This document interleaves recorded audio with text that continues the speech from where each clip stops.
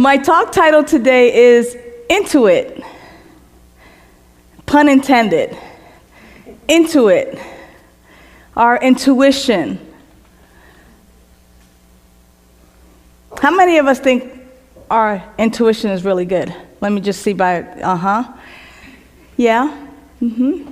I used to think the same thing. I used to think I had good intuition, that I could read people, that, the moment that I met you, I got that feeling, and I knew whether we were going to be cool or whether we were going to be not so cool. I thought my intuition was so on point that if there was a situation that I could just kind of like, and that the answers would magically come forth. And what I got to realize is that still small voice within was sometimes that intuition, but that a lot of times it was very ego-based, very fear-based, based on stereotypes, biases, and prejudices. And certainly I can't really admit that. So don't let it go beyond these walls. Turn off the camera. No, seriously, how many times do we really live life and think that we're getting this intuitive hit and it's really something that's based in our bias or our prejudices or some stereotype that we've heard because, after all, all of them do such and such and such. Or, that's a bad neighborhood when you go through, sometimes people are just kind of going through and they go, oh, look at the neighborhood, and they clutch their purse or they hold on to their wallet a little, tighter, and they think it's intuition. And sometimes it's really based, right? Seriously, sometimes it's really based on our own biases or stereotypes or prejudices, and we act in a certain way as a result of these ideas. And let's face it, we can't help it. We can't help it unless we're being very conscious about what we read, what we watch, what we listen to, because everything, including the media, including some of our spiritual communities, including some of our teaching institutions, will always drive us to believe and to focus in on particular stereotypes about groups of people, whether it's females or males, whether it's based on your race or ethnicity, whether it's based on your age, whether it's based on the neighborhoods that you live in. We get brainwashed if we allow ourselves in a very subtle way.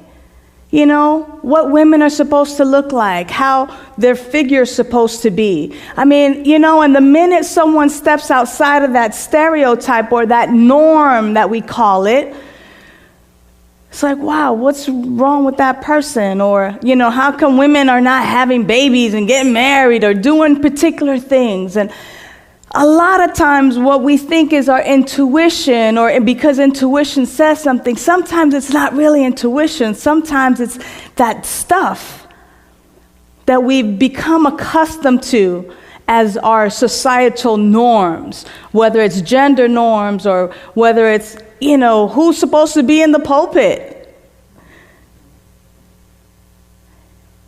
And yet, as spiritual people, we have this divine ability to be intuitive, to follow our intuition. And the key is how do I know the difference between what is truly divinely downloaded, if you will, what is truly spirit knowing itself, what is spirit guiding me to that direction for my highest good and the highest good of others, compared to what's ego-based or what's just some of that race consciousness that I bought into, like it's flu season or, that flu that's going. It's just like, if someone sneezes, I might think it's intuition to walk the other way because I don't want what she got. But is it really? Or have I, in fact, bought into some of the race consciousness that is so prevalent in our society, in our world. We've been following The Gifts of Imperfection by Brené Brown this month. And she speaks to this idea of intuition and to this idea that we get these particular hits, we get these particular maybe still small voices or these particular ideas that just kind of come to us. And the question is whether we have the courage to follow the intuition, or whether we begin to doubt ourselves and, Christina, is it okay if I talk about this? Or Jim, do you think that I should do it this way because, people might start talking? Or Jan, I was thinking, I have this idea and, I think it's intuitive, but I don't know. Do you think I should do it? We begin to ask people on the outside of us because we want to maybe secretly have someone to blame if it doesn't go right, or because we begin to doubt ourselves and we begin to doubt the great I am presence that is within us, that is simply revealing itself in, through, and as our very lives and revealing to us that which is for our highest good, and yet we begin to doubt it and ask others their opinion as to whether it's a good idea or not. How many people know what I'm talking about? Because y'all awfully silent tonight. I might be hitting on something here. My intuition tells me that I'm touching some spots here. And yet, when we really, really allow ourselves to listen, sometimes the word, the message, sometimes the action that we are given to take seems pretty drastic or pretty big. I mean, in Bible times, of course, lots of great people got messages and they got these intuitive hits, like talking to a burning bush. Like, really? Am I really here talking to this burning bush? Because I probably look really silly if someone were to go by on their camel or their horse and I'm here talking to this burning bush and this bush is telling me to go say that the great I am has sent me. I mean, like stuff like that. Today, I don't know that we really get messages like that profound. But indeed, when they are our own messages about life's choices, about the course we should take, about even getting more information, what do we do with that information? Do we simply chalk it off? Do we simply discard it? Do we actually listen? Brené seems to think that it's really important to examine the message, that it's important for us to take a look at what it is, because in that message, in that intuition, in that intuitive hit lies the answers. And unless we are participating in a daily practice, in a regular practice, to differentiate the difference between what's ego or what's fear or what's our own personal biases and what is actually our intuition speaking to us and guiding us, what's that still small voice, which is the great I am presence speaking to us in a language that we understand, unless we are actively in a spiritual practice to be able to differentiate the difference between one and another, that sometimes we confuse ourselves. And yet that these intuitive hits, this intuition, is there to guide us, to show us, to help us to reveal the great I am presence that is living in, through, and as our very life. And unless we can decipher this truth, we continue to just kind of live in this unconscious state of being. Ricky Byers-Beckwith calls it sleepwalking. That we're actually really asleep, not really aware of what's going on. It's almost like the Dunkin' Donuts guy. Time to make the donuts, time to make the donuts. How many of us have such a routine in life that we just keep doing that over and over again, and we totally bypass all of the intuitive hits that are available to us, because Spirit is constantly broadcasting, and unless we're tuning in, unless we're consciously aware, the broadcast for our life, the broadcast so that we know who we are, the broadcast about how we can, in fact, reveal the great I am that is within us, that is us, all of that stuff just falls by the wayside. It's kind of like passing billboards and not reading them. It's just like speeding through life. And yet, as a spiritual community, it is our mandate, if you will, to be able to be in a spiritual practice that helps us to determine what intuition is compared to what's just that mind chatter of race consciousness. And that spiritual practice is totally personal. Because, of course, around here we can tell you about our affirmations and our prayer and our meditation and those things right there, just those three things, never mind visioning and sacred service. Those things help us to really get in touch with the truth of who we are. When we commune, when we tabernacle with Spirit, when we're in the silence, when we're simply getting to know God for the sake of knowing God, we're able to easily differentiate the difference between intuition and ego, or intuition and that mind chatter, race consciousness. And as we develop this practice more and more and more, when we get into situations that baffle us, when we get into those situations that are a little bit hairy, when we get into situations where we are let's say getting angry or upset, because we engage in a spiritual practice, intuition is able to pierce through and simply remind us, shh, shh. And for those of us who are a little more stubborn, Spirit is able to step in and go, shut up. Sit down. Sit your butt down. Listen. You don't have enough information right now. Be quiet. Gather more information.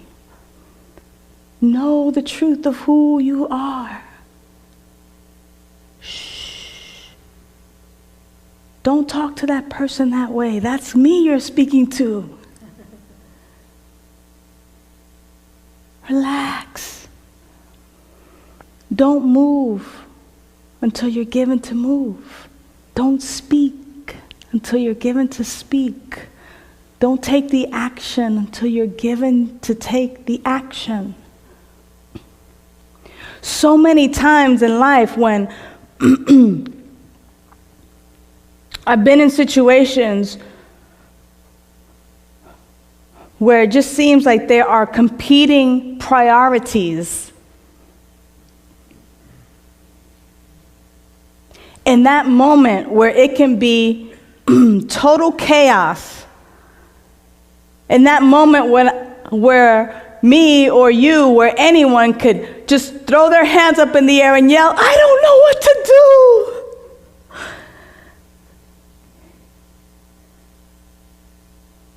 Because of our spiritual practice, because of a daily practice, because of that communion with Spirit, because we practice becoming still and listening,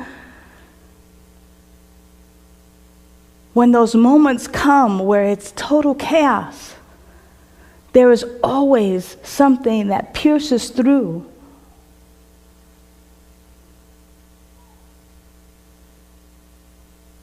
It's this intuition. This knowing. Ernest Holmes calls it spirit knowing itself. That's what intuition is. It's spirit knowing itself.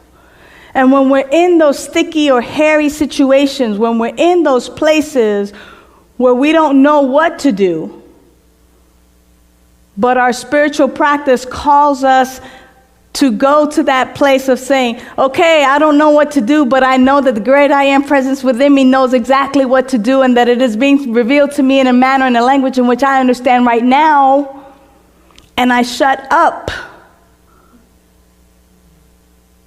And I allow myself to listen to that still small voice that is God speaking to me, God speaking in, through, and as me, that inevitably every situation works out for our highest good.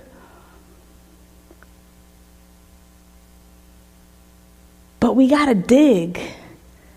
Brene Brown says we got to dig deep. You know, and I love it when folks who are not necessarily science of mind people or new thought people write books that totally relate to our teaching, which is exactly what she's doing here. It kind of breaks it down in everyday language. And she says, when we're in that situation, we have to dig deep. We have to dig deep. And she talks about the D as being deliberate. I'm going to find it pretty soon. But because I read it, I know. The D in dig is being deliberate. That we have to be deliberate about our intention of knowing our life really as the life of God. That we have to be still. That we have to really be in a place where we sit. She says, get deliberate. Letting go of certainty is one of my greatest challenges. I even have a physical response to not knowing. It's anxiety, fear, vulnerability, all combined. That's when I have to get very quiet and still. Go ahead, Doctor. Dr. Brene Brown's getting quiet and still. We know what that's like. We call it meditation. We call it prayer. We call it contemplation. We call it tabernacling with the Spirit, being in community with the Spirit. She does the same thing. That's when I have to get very quiet and still.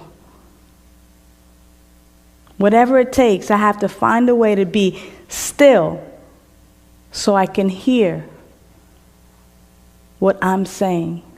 Which translates for us is so we have to be very still so we can hear what the great I am is saying. That in that still small voice, right? And the I is get inspired in spirit. Get inspired. And she says that the process of reclaiming my spiritual and faith life was not an easy one. She says that I absolutely love the quote from Paolo, the alchemist. Intuition is really a sudden immersion of the soul into the universal current of life, where the histories of all people are connected and where we're able to know everything because all is written there. Okay? Translation to science of mind, philosophy, new thought.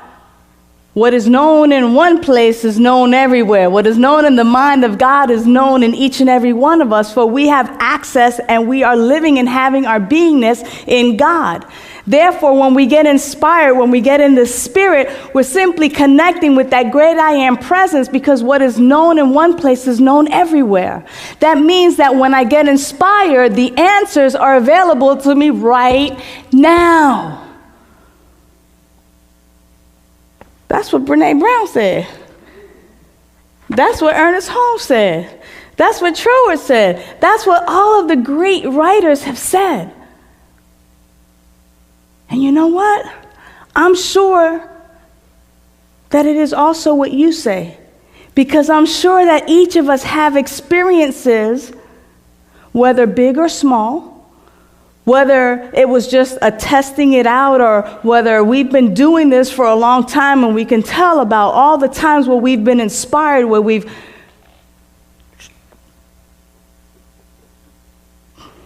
been still, where we've had situations where we've been confused and we have to dig deep and get still and listen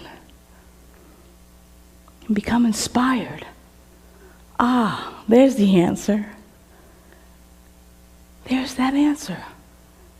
And it doesn't happen just a fluke. Oh, it's not like hitting the lottery, that it's, your chances are 1 in 52,000 or whatever the odds are. What we know is that as a result of our spiritual practice, that intuition, that when we get into it, when we get into our spiritual practice, when we get into it, that it is into us, that inspiration comes easily and effortlessly, that it becomes the default of our life. Imagine that it becomes the default of our life, that we have every day to live, and that when situations come up, that we live from that inspired place. That we simply know exactly what to say and when to say it, and whom to speak to, and who needs that hug. That we live from that place of inspiration. That we live from that place of intuition. God knowing itself, Spirit knowing itself. And then lastly, in the G, she said, get going. She says, when I'm really scared or unsure, I need something right away to calm my cravings for certainty. For me, it's the serenity prayer. And many of us know that serenity prayer. It's that getting going. It's like, okay, let me get going. Let me get into this right here that calms me, that soothes me, that helps me to get still, that helps me to get inspired. Let me tap into this place where I can allow the intuition that is my very life to show up for me. It's very personal. And we have access to it every single moment of our life, if we choose it. If we stay consciously aware of our spiritual practice, so that we might develop that way of just having it be the default of our life. That's just the way I roll. Like, wow, the occasional intuition is just kind of like the way we live now. Like, that's pretty daggone cool, because when we allow ourselves, like my friend Daniel Nahmod, he has this beautiful song that says, when I lay down the oars to my boat doesn't sink. It just simply follows the flow. It just lets the ocean carry it. So it doesn't sink, but it is simply allowing spirit, allowing life, allowing love to be the guidance and the guide of our life. And the way I'm kind of thinking,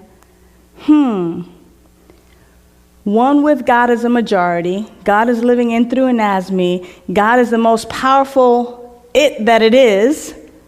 And if I let God run my life, I think I'm batting 1,000. It's going to turn out pretty good because that's all God is great and good and awesome. And so the way to develop our intuition is to dedicate our conscious time to the practice of getting to know the life of God as our very life. And how we do that here on Wednesday nights is we take some time in the silence, anchoring in the beautiful music that we've heard, anchoring in the reading, anchoring in the prayer, anchoring in the message. So the invitation is to clear your laps and to simply allow your outer eye to close and allow yourself to just breathe into that place within you that has never been hurt, harmed, or touched. It is that place where the great indwelling I am presence lives and has its beingness. It really is no place specifically in the body as much as it is just in our awareness and in our consciousness. And as we just spend a few minutes here in the silence, we're just allowing ourselves to get to know ourselves in such an intimate and personal way. We're just gonna get into it. I'm just going to get into it right here. We're going to allow life to show up as us, in us. We're going to allow life to simply hold us and speak to us in a language that we understand.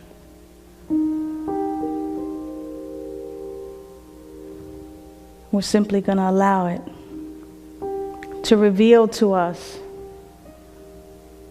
in a big way that truth which is only for us to know.